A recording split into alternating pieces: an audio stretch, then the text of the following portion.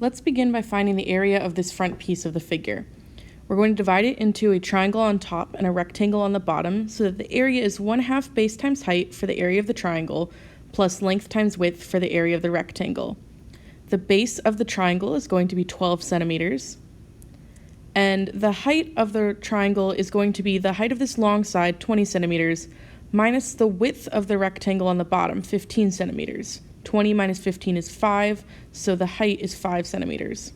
And then the length of the rectangle is 12 centimeters, and the width is 15 centimeters. Now we're going to multiply this all out. 1/2 times 12 centimeters times 5 centimeters is 30 centimeters squared, and 12 centimeters times 15 centimeters is 180 centimeters squared. So you have a total area of the front piece of 210 centimeters squared.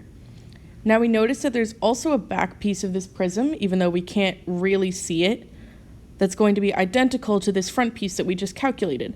So the area of the back piece is going to be equal to the area of the front piece, which is 210 centimeters squared. Now we're going to find the area of the left side of this figure. This is just a rectangle, so the area of this side is going to be length times width.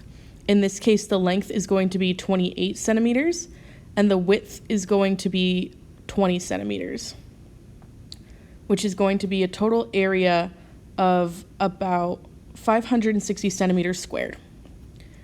Now we want to find the area of the right side of the figure. Again, this is just a rectangle, so the area itself is going to be a length times a width.